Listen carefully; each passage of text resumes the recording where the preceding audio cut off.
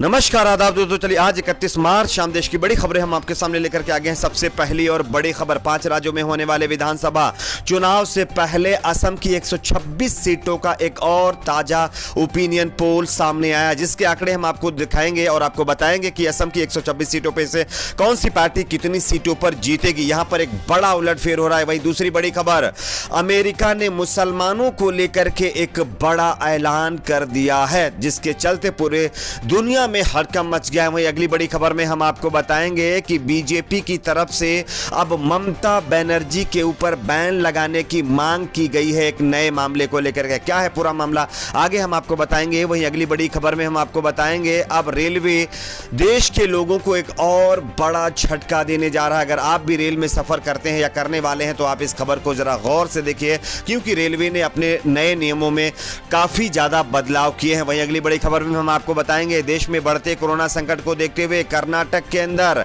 लगाए जाने वाले लॉकडाउन को लेकर के वहां की सरकार और मुख्यमंत्री बीएस येदियुरप्पा ने एक बड़ा ऐलान कर दिया है। वहीं अगली बड़ी खबर में हम आपको बताएंगे कि बढ़ते कोरोना संक्रमण को देखते हुए लॉकडाउन जैसी स्थिति में एक रिपोर्ट आई है। यूएन की एक रिपोर्ट में बीजेपी और मोदी सरकार को बड़ा झटका लगा है। तो एक एक करके तमाम बड़ी खबरें आपके सामने रखेंगे। उससे पहले एक छोटी सी रिक्वेस्ट करेंगे कि आप इस वीडियो को लाइक करके चैनल को सब्सक्राइब जरूर कर लीजिए। बात करते हैं पहली और बड़ी खबर की। 5 राज्यों में होने वाले विधानसभा चुनाव से पहले असम की 126 सीटों का एक और ताजा सर्वे सामने आया है। असम के अंदर अगर बात करें तो बीजेपी एजेपी का गठबंधन और साथ ही साथ कांग्रेस एआईयूडीएफ के साथ साथ कई और पार्टियों का गठबंधन आमने सामने है। लेकिन इस दोनों गठबंधन, दोनों दलों के बीच कौन सी पार्टी कितनी सीटें जीतेगी, इसका एक ताजा सर्वे किया गया है, जिसके आंकड़ों के मुताबिक यहां पर बीजेपी 40 से 50 सीटें जीतने में कामयाबी हासिल कर सकती है। बात करें अगर कांग्रेस यूपीए की, तो कांग्रेस यूपीए के खाते में 50 से 60 सीटें जा सकती हैं, जबकि अन्य के खाते में लगभग 10 से 12 सीटें जाने का अनुमान है।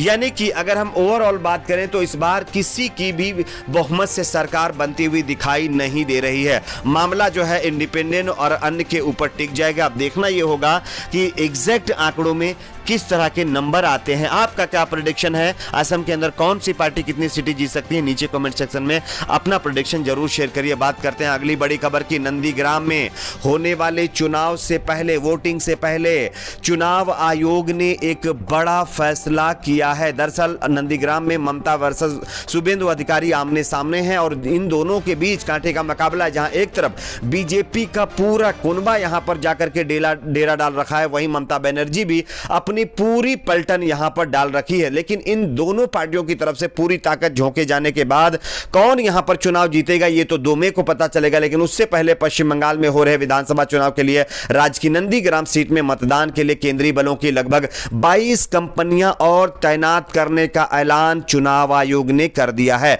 चुनाव आयोग के एक अधिकारी ने मंगलवार को यह जानकारी दी है। नंदीग्राम विधानसभा सीट पर मुख्यमंत्री ममता बनर्जी और बीजेपी के शुभेंदु अधिकारी चुनाव मैदान में हैं और जिसके चलते अब बताया जा रहा है कि विधानसभा में लगभग 355 मतदान केंद्र हैं, उसमें 75% में वेब कास्टिंग की सुविधा भी कर दी गई है। साथ ही साथ 22 केंद्रीय बलों की कंपनियां भी नंदीग्राम के अंदर तैनात करने का फैसला चुनाव आयोग ने कर दिया है। तो यह एक बड़ी खबर जो कि नंदीग्राम से आ रही है। कल आप सभी जानते हैं कि इसके लिए वोटिंग होना है। बात करेंगे अगली बड़ी खबर की। अमेरिका की तरफ से मुसलमानों को लेकर के एक बड़ा ऐलान कर दिया गया है। आप इस खबर को देखिए। दरअसल अमेरिका के अंदर लगातार जिस तरह से जो बाइडेन सरकार सत्ता में आई और उसके बाद मुसलमानों को लेकर के एक से बढ़ के एक फैसले लिए गए। अब जानकारी मिल रही है अमेरिकी राष्ट्रपति जो बाइडेन ने मंगलवार को 2 अश्वेत महिलाओं और पहले मुस्लिम जज को संघीय न्यायाधीश के पदों पर नियुक्ति के लिए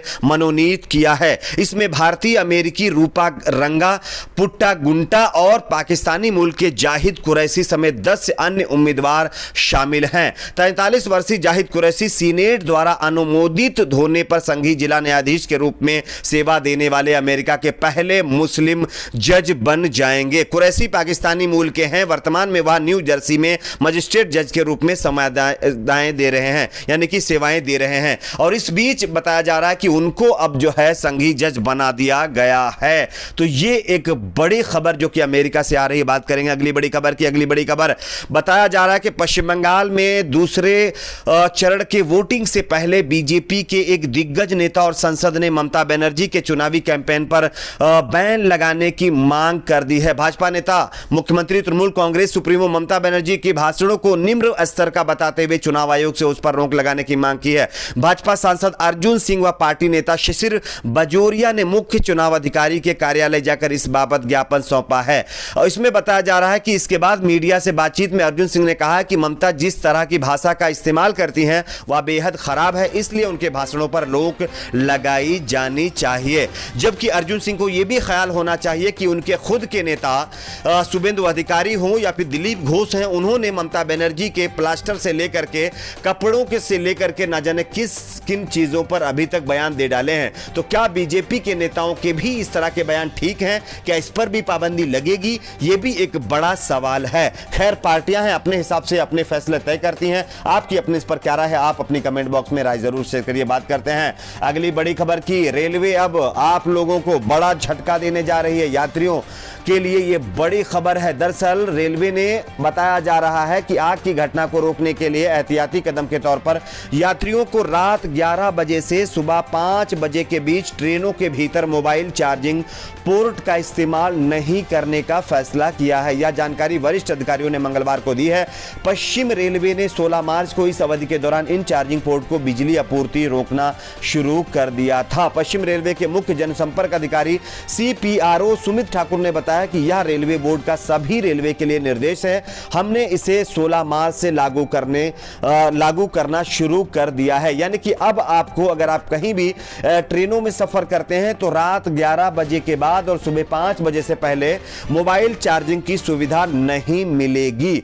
तो ये एक और बड़ा फैसला यानी रेलवे की तरफ से लिया गया है। बात करते हैं अगली बड़ी खबर की। कर्नाटक से आ रही। कर्नाटक में बढ़ते कोरोना संकट को देखते हुए लगाए जाने वाले लॉकडाउन को लेकर के वहां के मुख्यमंत्री BS येदियुरप्पा ने एक बड़ा ऐलान कर दिया है। कर्नाटक की राजधानी बेंगलुरु में कोरोना के बढ़ते मामलों को देख मुख्यमंत्री BS येदियुरप्पा ने सोमवार को कैबिनेट बैठक का फैसला लिया है।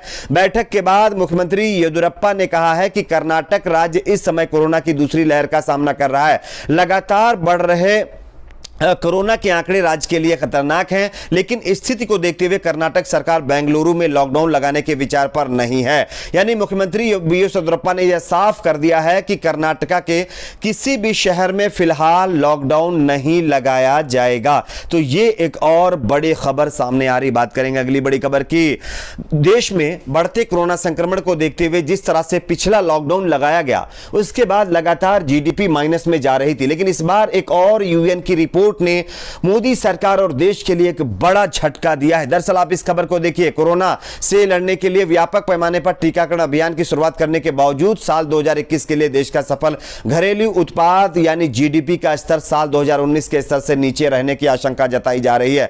जानकारी के मुताबिक अखबार जनसत्ता में छपी खबर के अनुसार एशिया प्रशांत क्षेत्र के लिए संयुक्त राष्ट्र आर्थिक और सामाजिक आयोग ने मंगलवार को एक रिपोर्ट जारी की है। इस रिपोर्ट में कहा गया कि भारत में कोरोना के शुरू होने से पहले ही GDP और निवेश धीमा पड़ चुका है। रिपोर्ट के अनुसार कोरोना को फैलने से रोकने के लिए लगाए गए पूर्ण लॉकडाउन के कारण 2020 की दूसरी तिमाही अप्रैल जून में आर्थिक बाधाएं अपने चरम पर थी, लेकिन उसके बावजूद भी अब रिपोर्ट के अनुसार 2021-2022 में भारत की आर्थिक वृद्धि दर के 7% रहने का ही अनुमान है, जबकि इससे पहले के साल में यानी 2020-2021 में कोरोना और उसके असर के कारण इसमें 7.7% से अधिक की गिरावट होने के अनुमान हैं। तो ये एक और बड़ा झटका जो कि देश के लिए है। आप सभी जानते होंगे पहले से ही GDP माइनस गई हुई है और बताया जा रहा है कि ये और भी ज्यादा माइनस में अब जाने के आसार हैं। अब देखना यह है कि आगे क्या होता है। आपकी अपनी क्या राय नीचे कमेंट बॉक्स में जरूर बताएं। वीडियो को लाइक शेयर, चैनल को सब्सक्राइब जरूर करें।